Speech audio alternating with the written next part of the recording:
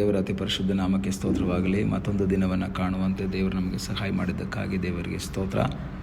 ದೇವರ ವಾಕ್ಯವನ್ನು ಧ್ಯಾನಿಸುವಂತಹ ಈ ಸುಂದರವಾದ ಸಮಯಕ್ಕಾಗಿ ದೇವರಿಗೆ ಸ್ತೋತ್ರ. ಇಂದಿನ ವೇದ ಅಧ್ಯಯನಕ್ಕಾಗಿ ಒಂದು ವಾಕ್ಯವನ್ನು ಓದಿಕೊಳ್ಳೋಣ. ಕೀರ್ತನೆಗಳು 103:14 ವಾಕ್ಯ. ಆತನು ನಮ್ಮ ಪ್ರಕೃತಿಯನ್ನು ಬಲ್ಲನು, ನಾವು ಧೂಳಿಯಾಗಿದ್ದೇವೆಂಬುದನ್ನು ನೆನಪು ಮಾಡಿಕೊಳ್ಳುತ್ತಾನೆ. ಕೀರ್ತನೆಗಾರನಾದ ದಾವೀದನು ತನ್ನ ಕೀರ್ತನೆಗಳಲ್ಲಿ ಬಹಳ ಪ್ರಾಮುಖ್ಯವಾದಂತಹ ಒಂದು ಕೀರ್ತನೆ. ಸಾಧಾರಣವಾಗಿ ನಾವೆಲ್ಲರೂ ಹೇಳುವಂತಹ ನೆನಪಿಸಿಕೊಳ್ಳುವಂತಹ ಒಂದು ಮಾತು 103:1-2 ನನ್ನ ಮನವೇ ಯೆಹೋವನನ್ನು ಕೊಂಡಾಡು, ಆತನ ಉಪಕಾರಗಳಲ್ಲಿ ಒಂದನ್ನು ಮರೆಯಬೇಡ. ಅದರಲ್ಲಿ 14ನೇ ವಾಕ್ಯದಲ್ಲಿ ಆತನು ಹೇಳ್ತಾನೆ, ಆತನು ನಮ್ಮ ಪ್ರಕೃತಿಯನ್ನು ಬಲ್ಲನು. ಸಾಧಾರಣ ಪ್ರಕೃತಿ ಅಂತ ಹೇಳಿದ್ರೆ ಕನ್ನಡದಲ್ಲಿ ನಾವು ನೋಡಬೇಕಾದ್ರೆ ಪ್ರಕೃತಿ ಅಥವಾ ಸೀನರಿ ಇದ್ರ ಬಗ್ಗೆ ನಾವು ಯೋಚನೆ ಮಾಡ್ತೀವಿ, ನಮ್ಮ ಪ್ರಕೃತಿ. ಆದರೆ ಕನ್ನಡದಲ್ಲಿ ನಮಗೆ ಓದಿದ್ರೆ ಅಷ್ಟು ಕ್ಲಿಯರಾಗಿ ಗೊತ್ತಾಗಲ್ಲ. ಇಂಗ್ಲೀಷಲ್ಲಿ ನಾವು ನೋಡಬೇಕಾದ್ರೆ ಹಿ ನೋಸ್ ಅವರ್ ಫ್ರೇಮ್ ಅಂತ ಇಂಗ್ಲೀಷಲ್ಲಿ ನಾವು ನೋಡ್ತೀವಿ. He knows our frame. ಅದರ ಅರ್ಥ ನಮ್ಮ ಫ್ರೇಮ್ ಏನು ಅನ್ನೋದು ಆತನಿಗೆ ಗೊತ್ತು. ಒಂದು ಉದಾಹರಣೆ ಹೇಳಬೇಕು ಅಂದರೆ ಫೋಟೋ ಫ್ರೇಮಿನ ಆ ವಿಷಯವನ್ನು ನೀವು ನೆನಪಿನಲ್ಲಿ ತಗೊಳ್ಳಿ. 6x4 ಅಥವಾ 8x6 ಒಂದು ಫೋಟೋ ಇದ್ದರೆ ಅದಕ್ಕೆ ತಕ್ಕ ಆದ ಒಂದು ಫ್ರೇಮ್ನಲ್ಲಿ ಮಾತ್ರ ಕೂರ್ಸೋಕ್ಕಾಗತ್ತೆ. ಸಣ್ಣ ಫ್ರೇಮ್ನಲ್ಲಿ ದೊಡ್ಡ ಫೋಟೋ ಕೂರ್ಸೋಕ್ಕಾಗಲ್ಲ. ದೊಡ್ಡ ಫೋಟೋ ಕೂರಿಸ್ಬೇಕು ಅಂದರೆ ಅದನ್ನು ಕಟ್ ಮಾಡಬೇಕಾಗತ್ತೆ.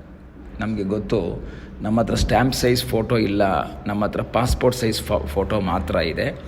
ಅಪ್ಲಿಕೇಶನಲ್ಲಿ ಸ್ಟ್ಯಾಂಪ್ ಸೈಜ್ದು ಆ ಒಂದು ಬಾಕ್ಸ್ ಮಾತ್ರ ಕೊಟ್ಟಿದ್ದರೆ ನಾವೇನು ಮಾಡ್ತೀವಿ, ಸುತ್ತ ಕಟ್ ಮಾಡಿ ಹೆಂಗೋ ಮಾಡಿ ಆ ತಲೆ ಮಾತ್ರ ತಗೊಂಡು ಬಂದು, ಮುಖ ಮಾತ್ರ ತಗೊಂಡು ಬಂದು ಕೂರಿಸೋಂಥ ಪ್ರಯತ್ನ ಮಾಡಿ. ಯಾಕೆ ಆ ಫ್ರೇಮ್ ಒಳಗೆ ಕೂರಿಸ್ಬೇಕು, ಆ ಒಂದು ಬಾಕ್ಸ್ ಒಳಗೆ ಕೂರಿಸ್ಬೇಕು. ಅದಕ್ಕೆ ನಾವು ಅಡ್ಜಸ್ಟ್ಮೆಂಟ್ ಮಾಡ್ತೀವಿ, ಕಟ್ಟಿಂಗ್ ಮಾಡ್ತೀವಿ ನಾವು. ಇಲ್ಲಿ ದಾವೀದ ಹೇಳ್ತಾನೆ, ಹಿ ನೋಸ್ ಅವರ್ ಫ್ರೇಮ್. ನಮ್ಮ ಫ್ರೇಮ್ ದೇವರಿಗೆ ಗೊತ್ತು. ಅದರ ಅರ್ಥ ನಮ್ಮ ಕೆಪಾಸಿಟಿ ದೇವರಿಗೆ ಗೊತ್ತು ಅಂತ. ನಾವು ಯಾರು ಅಂತ ದೇವರಿಗೆ ಗೊತ್ತು. ನಮ್ಮ ಒಂದು ಸಾಮರ್ಥ್ಯ ಏನಿದೆ ಅಂತ ದೇವರಿಗೆ ಗೊತ್ತು. ಯಾವ ಸಮಸ್ಯೆ ಕೊಟ್ಟರೆ ಇವನ ಕೈಯಲ್ಲಿ ತಡ್ಕೊಳಕ್ಕಾಗುತ್ತೆ ಅಂತ ಗೊತ್ತು. ಎಲ್ಲರಿಗೂ ಒಂದೇ ರೀತಿಯ ಸಮಸ್ಯೆ ಇರಲ್ಲ, ಎಲ್ಲರಿಗೂ ಒಂದೇ ರೀತಿಯ ಕಷ್ಟ ಬರಲ್ಲ, ಎಲ್ಲರಿಗೂ ಒಂದೇ ರೀತಿಯ ರೋಗ ಇಕ್ಕಟ್ಟುಗಳು ಬರಲ್ಲ. ಯಾಕೆಂದರೆ ದೇವರಿಗೆ ಗೊತ್ತು ನಮಗೆ ಎಷ್ಟನ್ನು ಕೊಟ್ಟರೆ ಸಹಿಸ್ಕೊಳ್ಳೋಕ್ಕೆ ಸಾಧ್ಯ ಇದೆ. ದೇವರ ವಾಕ್ಯದಲ್ಲಿ ಪೌಲ ಹೇಳ್ತಾನೆ, ಶಕ್ತಿಗೆ ಮೀರಿದಂಥ ಶೋಧನೆ ನಿಮಗೆ ಬರಗೊಡಿಸದೆ ಶೋಧನೆಯಾಗುತ್ತಲೇ ತಪ್ಪಿಸಿಕೊಳ್ಳುವ ಮಾರ್ಗವನ್ನು ಆತನು ಸಿದ್ಧ ಮಾಡ್ತಾನೆ. ಅದರ ಅರ್ಥ ಕೆಲವು ಟೈಮ್ಗಳಲ್ಲಿ ಕೆಲವರು ಹೇಳ್ತಾರೆ, ಅಯ್ಯೋ ನನ್ನ ಕೈಯಲ್ಲಿ ಸಹಿಸೋಕ್ಕಾಗ್ತಾ ಇಲ್ಲ ದೇವರೇ, ಇದು ನನ್ನ ಕೈಯಲ್ಲಿ ತಡ್ಕೊಳಕ್ಕಾಗ್ತಾ ಇಲ್ಲ, ಇದು ಬಹಳ ಕಷ್ಟ ಇದೆ, ಹಾಗೆ ಹೀಗೆ ಎಲ್ಲರೂ ಹೇಳ್ತಾರೆ. ಆದರೆ ದೇವರ ವಾಕ್ಯವನ್ನು ಓದುವಾಗ ನಮಗೆ ಗೊತ್ತಾಗುತ್ತೆ, ದೇವರಿಗೆ ನಮ್ಮ ಫ್ರೇಮ್ ಗೊತ್ತು. ಒಬ್ಬ ವ್ಯಕ್ತಿಗೆ ಎಷ್ಟು ಕಷ್ಟ ಕೊಟ್ಟರೆ ಅವನು ಸಹಿಸ್ಕೊಳ್ತಾನೆ. ಯೋಬನ ಫ್ರೇಮ್ ದೇವರಿಗೆ ಗೊತ್ತಿತ್ತು. ಯೋಬನ ಫ್ರೇಮ್ ದೇವರಿಗೆ ಗೊತ್ತಿದ್ದರಿಂದ ಅದಕ್ಕೆ ತಕ್ಕ ಹಾಗೆ ಕಷ್ಟವನ್ನು ಕೊಟ್ಟರು. ಈಗ ಯೋಚನೆ ಮಾಡಿ, ಯೋಬನಿಗೆ ಬಂದಂತಹ ಶೋಧನೆಗಳು ನನಗೆ ಅಥವಾ ನಿಮಗೆ ಬಂದರೆ ನಾವು ದೇವರನ್ನು ತಳ್ಳಿಬಿಡ್ತೀವಿ. ಹೆಂಡತಿ ಹೇಳೋ ಅವಶ್ಯಕತೆಯೇ ಇರಲ್ಲ. ಆವಾಗ ಹೋಗಿ ಸಾಯಿ ಅಂತ ಹೇಳೋ ಅವಶ್ಯಕತೆ ಇಲ್ಲ, ದೂಷಿಸು ಅಂತ ಹೇಳೋ. ಏಕೆಂದರೆ ನಮ್ಮ ಕೈಯಲ್ಲಿ ಅದು ಸಹಿಸ್ಕೊಳ್ಳೋಕ್ಕಾಗಲ್ಲ. ಯೋಬನ ಸ್ಟೋರಿಯನ್ನು ಓದಬೇಕಾದ್ರೆ ನಮಗೆ ಮೈ ಜುಮ್ ಅನಿಸುತ್ತೆ, ಇಷ್ಟೆಲ್ಲ ಕಷ್ಟ ಅನುಭವಿಸ್ಬಿಟ್ನ. But God knew his frame. ದೇವರು ಅವನ ಕೆಪಾಸಿಟಿ ಏನು ಅಂತ ಗೊತ್ತಿತ್ತು ಅವನಿಗೆ, ದೇವರಿಗೆ. ಅದೇ ಥರ ಪೌಲನಿಗೆ ಶೂಲ ಚುಚ್ತಾ ಇದೆ, ಶೂಲಗಳು ಚುಚ್ತಾ ಇದೆ, ವೇದನೆ ಅನುಭವಿಸ್ತಾ ಇದ್ದಾನೆ. ದೇವರ ಹತ್ರ ಪ್ರಾರ್ಥನೆ ಮಾಡ್ತಾನೆ, ನನ್ನ ಶೂಲ ತೆಗೆದಾಕು ಅಂತ. ದೇವರು ಹೇಳ್ತಾರೆ, ನೋ, ನನ್ನ ಕೃಪೆ ನಿನಗೆ ಸಾಕು. ದೇವರಿಗೆ ಪೌಲನ ಫ್ರೇಮ್ ಗೊತ್ತಿತ್ತು.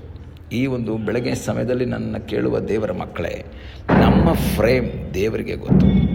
ನಮ್ಮ ಜೀವಿತದಲ್ಲಿ ಬರುವಂತಹ ಕಷ್ಟಗಳು, ಸಮಸ್ಯೆಗಳು ದೇವರಿಗೆ ತಿಳಿಯದೆ ಬರುವಂಥದ್ದಲ್ಲ. ದೇವರಿಗೆ ಗೊತ್ತಿರ್ತದೆ. ದೇವ್ರಿಗೆ ಗೊತ್ತಿದ್ದೇ ಅದನ್ನು ಕೊಡ್ತಾರೆ. ನಮಗೆ ಎಷ್ಟು ಶಕ್ತಿ ಇದೆ ಅನ್ನುವಂಥದ್ದನ್ನು ದೇವರಿಗೆ ಚೆನ್ನಾಗಿ ಗೊತ್ತು. ಆ ಫ್ರೇಮ್ ಒಳಗೆ ಮಾತ್ರ, ಅದರೊಳಗೆ ಕೂರಿಸೋಷ್ಟು ಮಾತ್ರ ಬರ್ತದೆ. ಅದರಿಂದ ಯಾವತ್ತೂ ನಾವು ಹೇಳ್ಬಾರ್ದು, ನನಗೆ ಆಗೋದೇ ಇಲ್ಲ, ನನ್ನ ಕೈಯಲ್ಲಿ ಸಾಧ್ಯನೇ ಇಲ್ಲ. ಇಲ್ಲ, ನಮಗಿಂತ ಕಷ್ಟ ಅನುಭವಿಸೋರು ಬೇರೆ ಎಷ್ಟೋ ಜನ ಇದ್ದಾರೆ, ನಮಗಿಂತ ವೇದನೆಯಲ್ಲಿ ಹಾದು ಹೋಗುವವರು ಬೇರೆ ಎಷ್ಟೋ ಜನ ಇದ್ದಾರೆ. ಆದರೆ ಅವುಗಳ ಮಧ್ಯದಲ್ಲೂ ಸಹ ನಮ್ಮ ಪ್ರಕೃತಿಯನ್ನು ಬಲ್ಲವನಾದಂತಹ, ನಮ್ಮ ಫ್ರೇಮನ್ನು ತಿಳಿದುಕೊಂಡು ಸಮಸ್ಯೆಗಳ ಮಧ್ಯದಲ್ಲಿಯೂ ನಮ್ಮನ್ನು ಅದ್ಭುತಕರವಾಗಿ ನಡೆಸುವಂತಹ ಒಬ್ಬ ದೇವರು. ನಾವು ಧೂಳಿಯಾಗಿದ್ದೇವೆಂಬುದನ್ನು ನೆನಪು ಮಾಡಿಕೊಳ್ತಾನೆ. ಅದರ ಅರ್ಥ ನಮ್ಮ ಕೈಯಲ್ಲಿ ಸಾಧ್ಯವಿಲ್ಲ, ನಮಗೆಷ್ಟಾಗುತ್ತೆ ಅಂತ ನೋಡಿ ಅದನ್ನು ಮಾತ್ರ ಕೊಡುವಂತಹ ಒಬ್ಬ ದೇವರಿದ್ದಾನೆ.